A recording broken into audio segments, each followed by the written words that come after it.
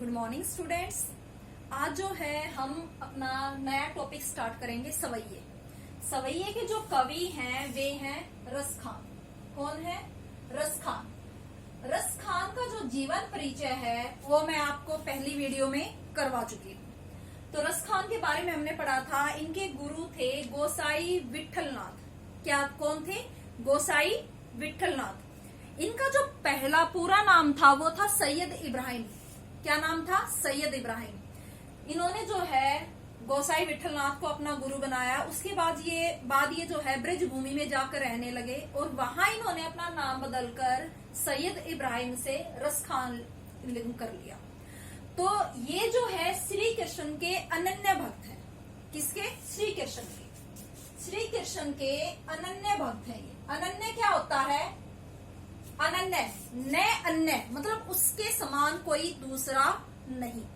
ठीक है, तो ये अनन्य भक्त हैं श्री कृष्ण के। इन्होंने जो है सवैये के अंदर श्री कृष्ण का जो है उनके पास रहने की इच्छा जाहिर की है कि वो हर परिस्थिति में जो है श्री कृष्ण के सानिध्य में रहना चाहते हैं, उनके पास रहना चाहते हैं। उनके पास से मतलब क्या है? देखो, अब श्री कृष्ण का जो है स्वरूप तो है नहीं, ठीक है, तो वो जो है उनके अनन्य भक्त हैं। हर परिस्थिति में वो जो है ब्रज के आसपास उनकी जो भी चीजें हैं श्री कृष्ण की, उनसे जुड़ा रहना चाहते हैं। तो एक तो पद होते हैं, एक सवैये। पद जो है आपके होते हैं दो पंक्तियों के, जैसे ये और ये। पद जो है दो पंक्तियों के होते हैं और सवैया आपका जो है 4 पंक्तियों का होता है। तो यहाँ जो है रस खान ने अनुप्रास अलंकार का प्रयोग किया है। आप बुक में ऊपर लिखोगे कि किस अलंकार का प्रयोग हुआ है?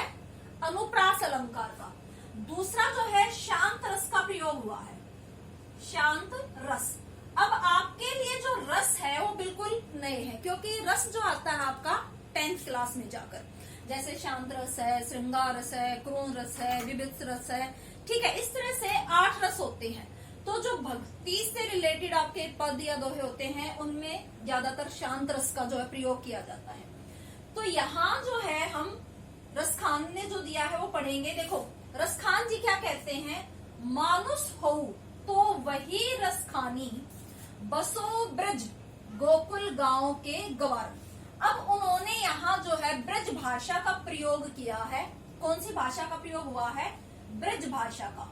ये सारी चीजें आप ऊपर बुक में लिखोगे।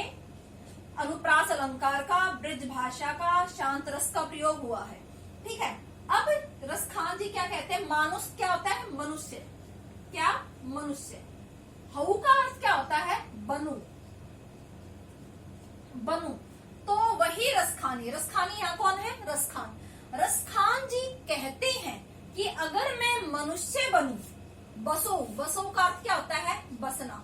मीनिंग साथ साथ में बेटा आप बुक में लिखोगे पेंसिल से, जैसे मैं लिख रही हूँ ऐसे ही आपने बुक के अंदर साथ में लिखना है। बसो का अर्थ क्या है? बसना। ब्रज, ब्रज। गोकुल, गोकुल गांव। जो श्री कृष्ण का गांव है कौन सा है? गोकुल गांव। अब गवारन क्या होता है? गवाले। रस खान की जो है इच्छा है कि अगर वे मनुष्य के रूप में जन्म ले तो वो ब्रज गांव के, ब्रज गोकुल गांव के जो है गवालों के बीच रहे, बसे। बसे या रहे। पहली लाइन समझ में आ गई कि अगर वे मनुष्य के रूप में जन्म लेते हैं तो वे जो है ब्रज गोकुल गांव के गवालों के बीच में रहना चाहते हैं। दूसरी लाइन में वो क्या कहते हैं? जो पशु हो बनू तो कहाँ बस मेरो। अब वो कहते हैं कि मेरा जन्म जो है वो पशु रूप में हो, वो पर्वत रूप में हो, वो खग रूप में हो, इस पे मेरा बस नहीं है। क्योंकि ये हम निर्धारित नहीं करते कि मेरा जन्म मनुष्य के रूप में होगा, पशु के रूप में होगा, पहाड़ के रूप में, सजीव निर्जीव। तो कहते हैं कि इन पर मेरा बस नहीं है। लेकिन वो फिर भी जो है अपनी इच्छा जाहिर करते हैं कि अगर मैं पशु मतलब पशु, पशु के रूप में जन्म लूं तो बस मेरो चरो। चरो चरना। चरो का अर्थ क्या है? चरना। जैसे गाय, भैंस, बैल जो है चरते हैं। नित, नित क्या हो गया? प्रतिदिन। नित क्या है? प्रतिदिन। नंद की धेनु। धेनु क्या होती है? गाय। धेनु क्या है? गाय। मंझारन बीज। मंझारन क्या है? बीज। कहते हैं कि मेरा बस तो नहीं है कि मैं पशु ही बनूं या मनुष्य ही बनूं। लेकिन अगर मैं पशु के रूप में जन्म लेता हूं तो मैं प्रतिदिन नंद बाबा की गायों के बीच में चरूं। मतलब वो तब भी श्री कृष्ण के सानिध्य में उनके पास ही रहना चाहते हैं। अगली लाइन में क्या कहते हैं, पाहन। पाहन क्या होता है, पत्थर। पाहन क्या होता है, पत्थर। हऊ बनू तो वही गिरी को जो किया हरि छत्र पुरंदर धारण।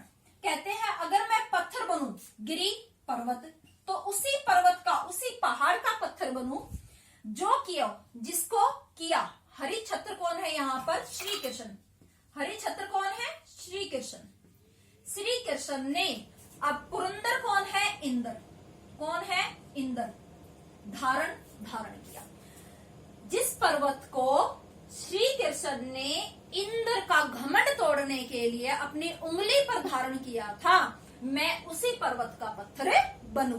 कि अगर मैं पत्थर के रूप में जन्म लेता हूं तो जो है मैं उस पर्वत का पत्थर बनूं जिसको श्री कृष्ण ने अपनी उंगली पर इंद्र का घमंड तोड़ने के लिए धारण किया था। आप सबने सुना है ना, हम गोकुल में जाते हैं तब भी कहते हैं कि भाई ये जो पर्वत है श्री कृष्ण ने अपनी उंगली पर उठाया था और पूरे गोकुल गांव की रक्षा की थी, जब इंद्र ने जो है घमंड बस होकर जो है वहां पर लगातार बारिश की थी।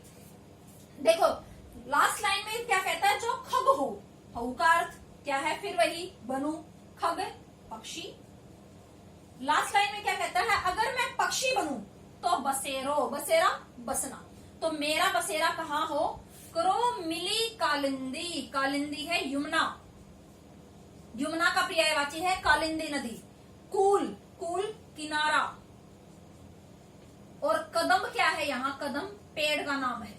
ठीक है, कहता है कि अगर मैं पक्षी बनूं तो मेरा बसेरा कहाँ हो, यमुना नदी के किनारे कदम की डाल पर, जहां पर श्री कृष्ण जो है गोपियों के जो है कपड़े छुपाते हैं, तो वो हर परिस्थिति में श्री कृष्ण से जुड़ी हुई चीजों के पास रहना चाहते हैं। डारण डाल, तो कालिंदी नदी के किनारे पर कदम की डाल पर मेरा बसेरा हो, अगर मैं पक्षी के रूप में जन्म लेऊं तो। ठीक है, तो देखो यहाँ पर वो चाहे किसी भी रूप में जन्म ले, योनि, योनि हो गया रूप, किसी भी योनि में किसी भी रूप में जन्म ले, चाहे वो पक्षी बने, चाहे वो पशु बने, चाहे वो पहाड़ बने, वो हर जो है परिस्थिति में श्री कृष्ण के सानिध्य में उनके पास रहना चाहते हैं, उनसे जुड़ी हुई चीजों के पास रहना चाहते हैं। तो ये सब ये आपका कंप्लीट हो गया, समझ में आ गया। ठीक है, अगर आपकी कोई प्रॉब्लम है तो आप मुझसे पूछ सकते हैं।